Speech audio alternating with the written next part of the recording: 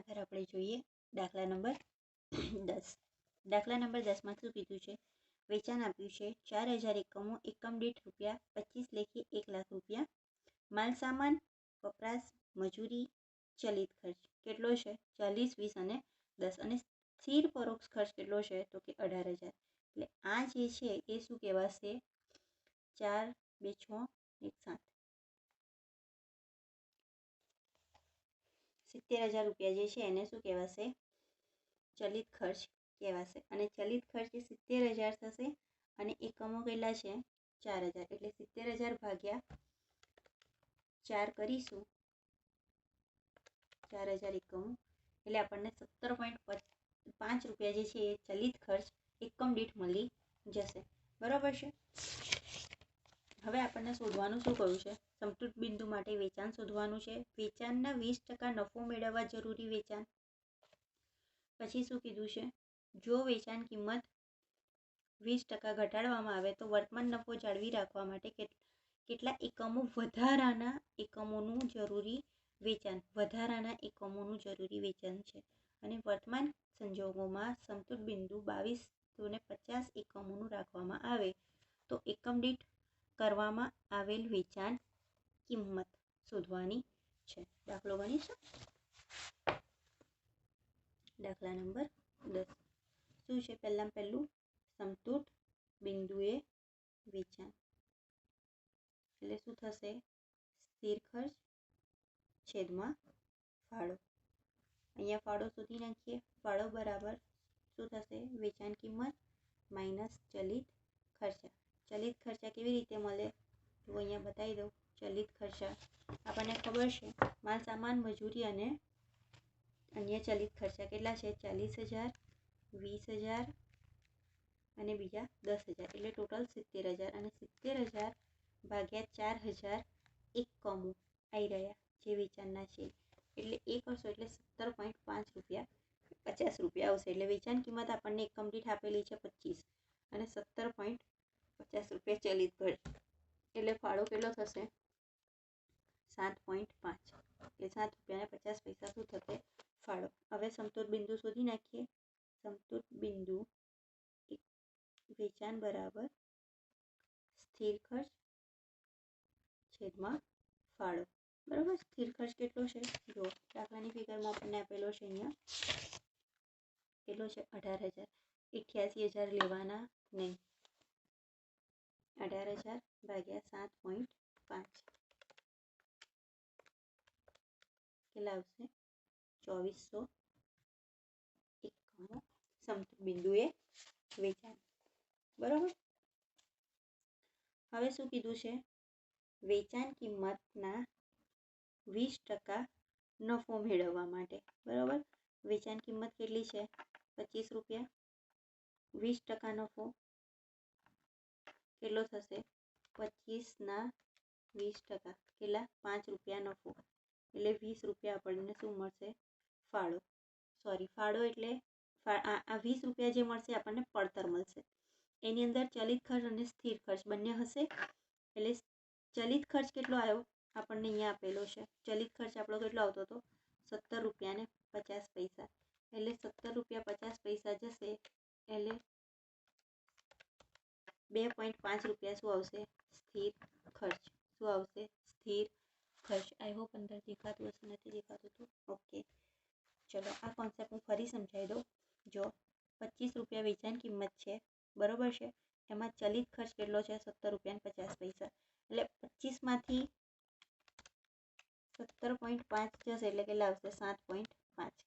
હવે એની અંદર આપણને શું કીધું છે? વેચાણ કિંમતના 20% નફો. એટલે વેચાણ કિંમતના 20% કેટલા થશે? તો કે 5 રૂપિયા. તો આ નફો હોય તો આપણને સ્થિર ખર્ચ મળી ગયો. 2.5 રૂપિયા શું મળ્યો? સ્થિર ખર્ચ. હવે શું કરવાનું? આપણને શું શોધવાનું કીધું છે? જરૂરી વેચાણ શોધવાનું છે. એટલે 20% નફો મેળવવા જરૂરી વેચાણ એટલે શું કરવાનું? સ્થિર ખર્ચ છેદમાં શું આવશે? એકમ દીઠ સ્થિર ખર્ચ. 18,000 ભાગ્યા 2.5 કેટલા થાય છે? 7200 એકમો. કેટલા થશે? 7200 એકમો. આ જ એક ઇઝી કોન્સેપ્ટ છે. અધરવાઇઝ તમે એક્સ ધારીને કરશો ને તો બહુ જ ડીપમાં જવું પડશે અને મે બી પોસિબલ કે દાખલો ખોટો પડવાની ફૂલ શક્યતા રહે. બટ આ જે મેઇન કોન્સેપ્ટ છે ને, આ જે મેઇન તમને શીખવાડ્યું છે કે વેચાણમાંથી ચલિત ખર્ચ બાદ કરવાના, સ્થિર ખર્ચ બાદ કરવાના, અને એ બેઝ ઉપર તમે જાઓ ને તો દાખલો એકદમ ઇઝીલી આપણને આવડી જાય. ત્રીજું આપણને શું કીધું છે? 20% કિંમત ઘટાડવી છે તો જરૂરી વેચાણ, અને એ પણ શું કરવાનું છે? હાલનો નફો જાળવી રાખવા. હવે આના માટે તો મેં તમને આગળ બી દાખલા કરાયા છે એવા. તો શું કરવાનું? પહેલું તો હાલનો નફો શોધવાનો. હાલનો નફો કેવી રીતે મળે? તો પહેલું તો સમતૂર બિંદુ જોવાનું. સમતૂર બિંદુ કેટલું છે? તો કે સ્થિર ખર્ચ છેદમાં ફાળો. સમતૂર બિંદુ આપણું કેટલું હતું? અહીંયા આપણે શોધ્યું હતું. કેટલું છે? 2400 એકમો છે. કેટલું છે? 2400 એકમો. હવે ખરેખર વેચાણ કેટલું છે? તો કે 4000 એકમોનું. બરોબર? 4000માંથી 2400 જશે એટલે કેટલા રહેશે? 1600. 1600 ઉપર જે ફાળો હોય એ આટલો આપણો પ્રોફિટ કહેવાય. ફાળો કેટલો છે આપણો? 1600 ગુણ્યા ફાળો. 1600 એકમો ગુણ્યા ફાળો 7.5. 1600 ગુણ્યા 7.5 એટલે કેટલા થશે? 12000 રૂપિયા. 12000 રૂપિયા શું છે? હાલનો નફો. હાલનો નફો કેવી રીતે મેળવવાનો? ફરી કહું છું, વેચાણના એકમો હોય એમાંથી જે સમતૂર બિંદુના વેચાણો છે, સમતૂર બિંદુએ જે વેચાણના એકમો હોય એ બાદ કરી દો એટલે કેટલા મળે? આપણને શું મળે? જે વધારાના એકમોનું, જે પ્રોફિટવાળા એકમો ગયા હોય એ, અને પ્રોફિટ કેટલો મળે? જે આપણો ફાળો હોય એ મળે. એટલે 1600 એકમો પર 7 રૂપિયા 5 પૈસા લેખે, 50 પૈસા લેખે આપણને શું મળ્યો? પ્રોફિટ. એટલે શું થયું? આટલા રૂપિયા આપણને પ્રોફિટ છે. કેટલો છે? 12000. હવે 12000 પ્રોફિટ મેળવવા માટે અત્યારે કેટલું વેચાણ કરવાનું એવું કીધું છે ને આપણને? વધારાના એકમો શોધવાના છે. એટલે શું કરવાનું? અહીંયા 12000 નફો મેળવવા વેચાણ. સ્થિર ખર્ચ કેટલા છે? સ્થિર ખર્ચ વત્તા નફો છેદમાં ફાળો.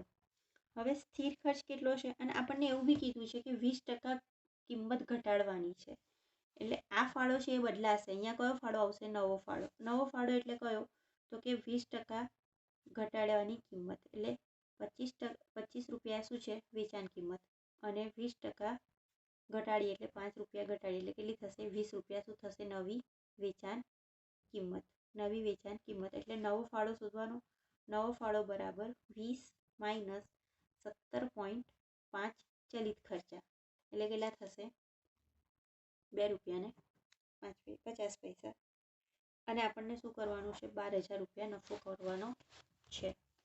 એટલે શું કરીશું? સ્થિર ખર્ચ કેટલો આવ્યો આપણો? 18000 વત્તા 12000 નફો ભાગ્યા સ્થિર એકમ દીઠ ફાળો 2 રૂપિયા 50 પૈસા. એટલે 18000 વત્તા 12000 ભાગ્યા 2.5 એટલે કેટલા થશે? 12000 એકમો.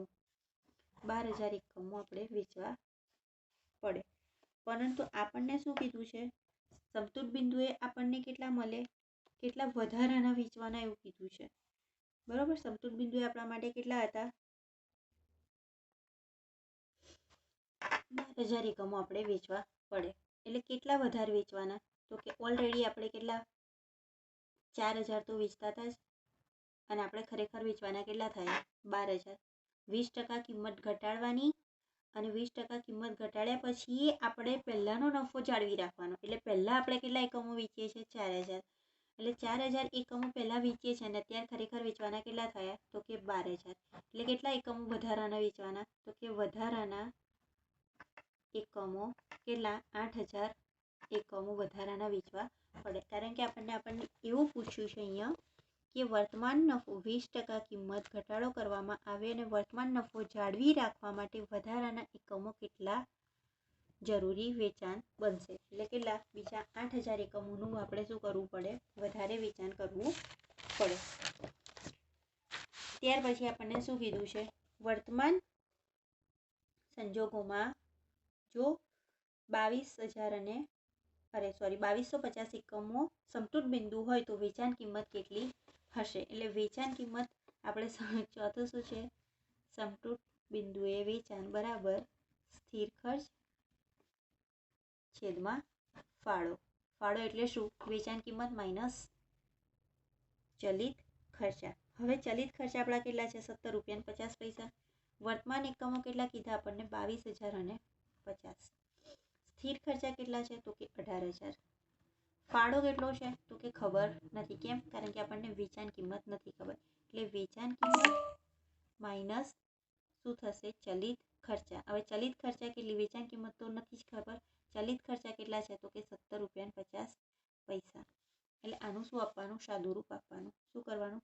2250 અહીંયા વેચાણ કિંમત કાં તો પછી એક્સ ધારી લો માઇનસ 17.50 બરાબર 18,000. 2250 એક્સ માઇનસ 2250 ગુણ્યા 17.50 કેટલા થશે? 3,975 માઇનસ 18,000. આને અહીંયાથી જશે આ બાજુ એટલે શું થશે? પ્લસ. એટલે પ્લસ 18,000 એટલે કેટલા થશે? 2250 એક્સ બરાબર 18,000 વત્તા 3,075 એટલે કેટલા થશે? 57,375. અહીંયા એક્સ, આ એક્સ અહીંયા શું થઈ જશે? છેદમાં જતા રહેશે એટલે 2250 ભાગ્યા 2250 એટલે 25 રૂપિયા. એક્સ બરાબર 25 રૂપિયા અને 50 પૈસા. એટલે જો 2250 રૂપિયા અરે એકમોનું વેચાણ કરવું હોય તો કેટલા રૂપિયા એની કિંમત રાખી હશે? વેચાણ કિંમત કેટલી રાખી હશે? 17 રૂપિયા 50 પૈસા રાખી હશે. નેક્સ્ટ બીજા દાખલા આગળ જોઈશું.